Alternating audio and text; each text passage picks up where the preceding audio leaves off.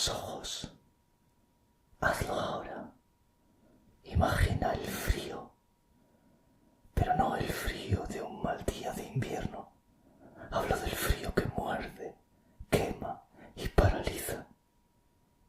Manchuria, 30 grados bajo cero. Estás de pie sobre la nieve y ya no eres una persona. Aquí no tienes nombre, no tienes historia, no tienes derechos. El hombre de la bata blanca te observa, apunta algo en su libreta.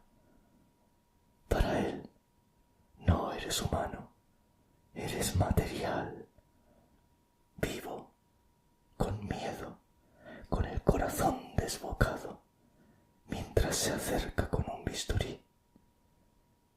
No hay anestesia, no quiere salvarte, quiere ver cuánto tardas en romperte por dentro. Hoy no hablamos de un crimen pasional, hoy descendemos a un lugar donde el horror fue burocracia, la tortura fue ciencia y el infierno tenía presupuesto, edificios de ladrillo y doctores respetables. Bienvenidos al Escuadrón 731.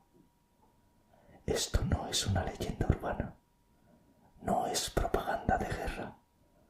Ocurrió, está documentado, y lo más aterrador es que durante décadas intentaron que tú y yo nunca nos enteráramos. Si tienes el estómago fuerte y estás dispuesto a mirar al abismo a los ojos, quédate, porque una vez cruces esa puerta, la medicina nunca volverá a parecerte igual.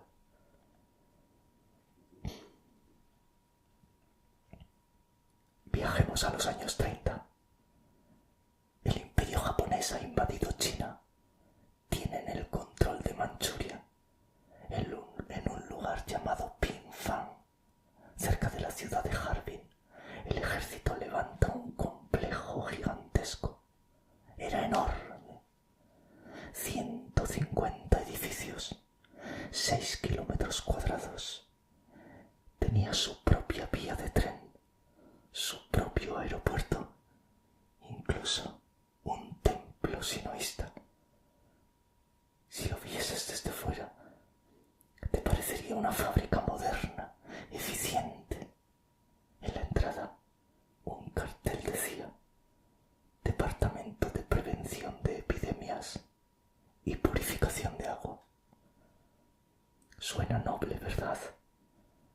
Sonaba a progreso, a salud, pero eso era solo la piel. Debajo de esa piel latía el corazón más negro de la Segunda Guerra Mundial. Ese complejo no estaba hecho para curar enfermedades. Todo lo contrario, estaba hecho para crearlas. Era un matadero humano industrial. Dentro de esos muros de ladrillo rojo encerraron a miles de personas, chinos, rusos, coreanos, prisioneros de guerra, sí, pero también campesinos que pasaban por allí, mujeres embarazadas, niños, personas con discapacidad mental. Cualquiera servía. Se estima que allí dejaron la vida entre 3.000 y 10.000 personas. Pero si contamos las epidemias que lanzaron fuera, las cifras se disparan a cientos de miles. Para entender el Escuadrón 731, tienes que entender una palabra japonesa, una sola palabra, que selló el destino de miles de almas. Maruta. Maruta. Maruta, Maruta. ¿Sabéis qué significa? Significa tronco. Tronco. Un trozo de madera los médicos a los prisioneros. No decían traed al paciente de la celda 4. Decían necesito un tronco nuevo. El de ayer ya no sirve. Piénsalo un segundo. Un tronco no siente, no llora. Se corta, se quema y cuando no sirve, se tira al fuego. Esa deshumanización total era necesaria porque ningún ser humano podría hacer lo que ellos hicieron. Si vieran a una persona al otro lado del bisturí. El arquitecto de esta pesadilla se llamaba Shiro Ishii. No era un loco, era un genio, un médico brillante, microbiólogo, oficial de alto rango, carismático y arrogante. Ishii tenía una obsesión, las armas biológicas, y tenía una convicción. La única forma de entender la medicina de guerra era estudiar el cuerpo humano en el momento exacto de la muerte. Y para eso necesitaba cuerpos vivos. Si quieres seguir descendiendo conmigo a los lugares donde nadie se atreve a mirar, suscríbete al abismo. La especialidad de la casa era la vivisección. Sí, la disección en vivo. Imagina la escena. Te atan a una camilla de metal. Las correas están apretadas. Ves a los médicos lavándose las manos, charlando sobre el tiempo, sobre la cena. Ves los instrumentos brillantes bajo la luz. Esperas el pinchazo de la anestesia. Esperas dormirte. Pero ese pinchazo nunca llega. Y si sus colegas creían firmemente que la anestesia alteraba los datos, decían que los sedantes cambiaban el flujo sanguíneo, que modificaban la respuesta de los órganos. Y ellos querían la verdad pura. Querían ver la enfermedad al natural. Así que abrían corte tras corte y capa tras capa. Abrían el torso de par en par mientras la víctima estaba plenamente consciente. ¡Qué horror!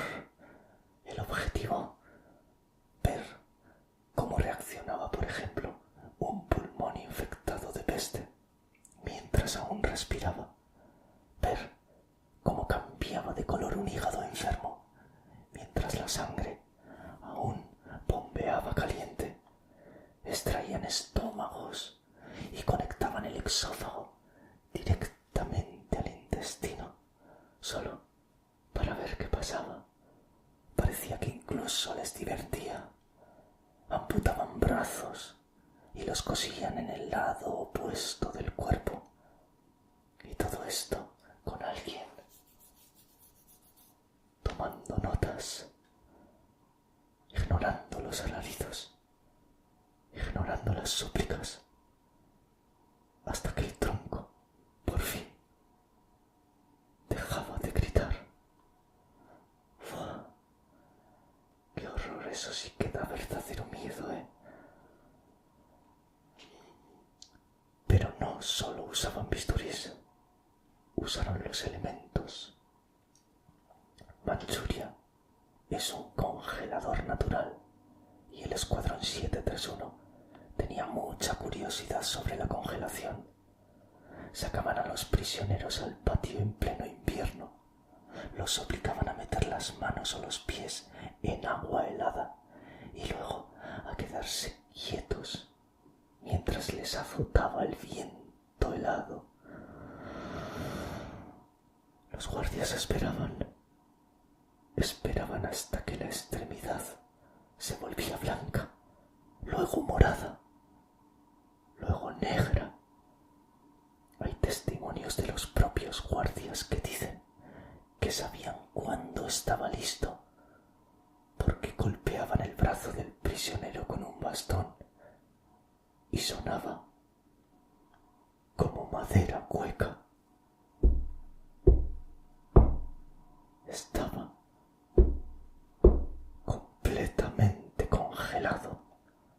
Entonces los llevaban dentro, no para curarlos, no, sino para probar formas de descongelar. Echaban agua hirviendo o los ponían directamente al fuego. Observaban cómo la carne se desprendía del hueso, cómo los músculos se deshacían, y todo por el bien de la ciencia, no os olvidéis. Y si no era el frío, era la presión. Tenían cámaras de vacío. Metían a un prisionero dentro y empezaban a sacar el aire, simulando altitudes extremas. Querían saber cuánto podía aguantar un piloto antes de reventar. Los relatos describen a los prisioneros agarrándose el pecho, los ojos saliéndoseles literalmente de las órbitas, los intestinos siendo expulsados por la presión. Y al otro lado del cristal, un científico con un cronómetro anotando el segundo exacto de la muerte. Pero ¿y si no solo quería torturar a unos pocos? No. El monstruo de él quería matar a millones. El complejo de Ping-Fang era una fábrica de armas biológicas. Criaban ratas. Millones de ratas. Para alimentar pulgas. Pulgas infectadas con la peste bubónica. ¿A qué mente enferma se le ocurre algo así? Desarrollaron bombas de cerámica. ¿Por qué cerámica? Porque el metal, al explotar con la pólvora, generaba mucho calor y mataba a las bacterias. La cerámica no. La cerámica se rompía suavemente y liberaba una nube de muerte. Y no se quedaron en la teoría, no. Hicieron pruebas de campo. Aviones japoneses volaron sobre aldeas chinas y soltaron millones y millones de pulgas. Trigo infectado, trozos de algodón contaminado. Meses después, brotes de peste, cólera y anthrax arrasaban poblaciones enteras que no sabían qué narices les estaba pasando. Familias que morían entre vómitos y llagas. Una auténtica locura. Hubo un tipo de víctima que demuestra que allí no quedaba ni un rastro de humanidad. Y esto es muy fuerte. Las mujeres embarazadas, a veces embarazadas por los propios guardias, querían estudiar la transmisión de enfermedades de madre a hijo. Me cuesta hasta contarlo. Viviseccionaban a las mujeres para ver el feto infectado. Hay historias. Son historias difíciles de verificar al 100%, pero muy repetidas, sobre unos experimentos psicológicos. Dicen que metían a una madre y a su bebé en una cámara cuyo suelo se iba calentando lentamente. Querían ver si el instinto maternal era más fuerte que el instinto de supervivencia. No me lo puedo ni imaginar, es muy duro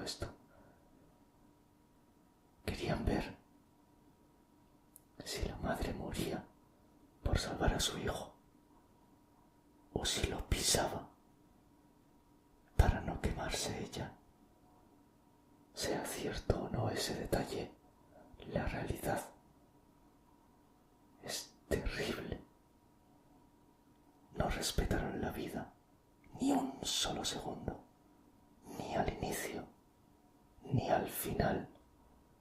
Aquello era el infierno literal en la tierra. Llegamos a 1945. La guerra termina. Japón se rinde. El Escuadrón 731 entra en pánico. Dinamitan los edificios. Queman montañas de papeles. Y a los últimos Maruta, a los últimos testigos vivos, los gasean y los queman para que no hablen. Huyen como cobardes. Y aquí es donde esperas el final de película. Esperas que lleguen los buenos, los capturen y los juzguen, ¿verdad? Esperas un Nuremberg japonés. Pero eso no pasó. Los cuentos de hadas son solo para las películas. Estados Unidos llegó. El general Douglas MacArthur tomó el control. Descubrieron lo que había hecho el monstruo de Easy. Vieron los datos. Y los científicos americanos pensaron, hostia, estos datos son muy valiosos. Nosotros no podemos hacer estos experimentos en humanos. No somos tan monstruos, pero ellos ya lo han hecho, ¿verdad? Sería una pena. Así que hicieron un trato, un auténtico pacto con el diablo, a cambio de todos los cuadernos, de todas las fotos, de todas las muestras de tejido y de todos los resultados de los experimentos. Estados Unidos les dio inmunidad total. Shiroishi murió de cáncer de garganta en su casa a los 67 años. Nunca pisó una cárcel. Sus subalternos se convirtieron en decanos de universidades de medicina, directores de farmacéuticas, jefes de hospitales en el Japón de la posguerra. Hombres que habían abierto a niños vivos. Años después estaban recetando medicinas a tus abuelos. Increíble. Los juicios de Tokio juzgaron a muchos criminales. Pero el banquillo del Escuadrón 731 se quedó vacío. Hoy, cuando abres un libro de medicina y lees sobre cómo tratar la hipotermia extrema o sobre la resistencia de ciertos patógenos, es posible que sin saberlo estés leyendo datos escritos con la sangre de un Maruta. El Escuadrón 731 es la prueba definitiva de lo que ocurre cuando la ciencia se separa por completo de la ética, cuando creemos que el avance justifica el sacrificio.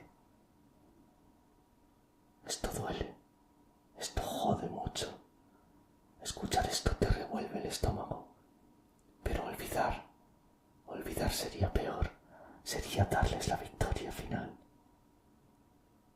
El horror no terminó en 1945, solo fue archivado en secreto. Espero que esta noche, al dormir, sientas frío. Hasta el próximo vídeo.